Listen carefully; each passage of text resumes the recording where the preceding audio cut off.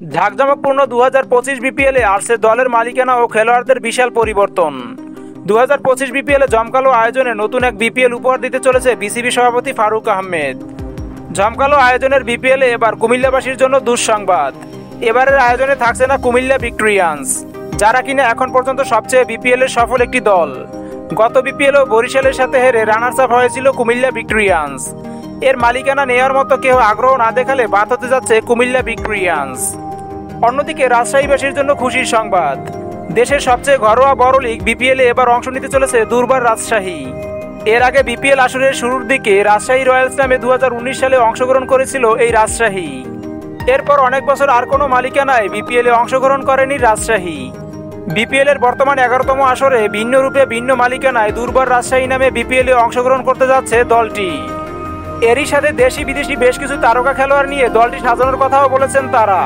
এবারের বিপিএলকে রঙিন করতে নিজেদের দলটিকে বেশ শক্তিশালী দল গঠন করতে চায় দুর্বার রাজশাহী।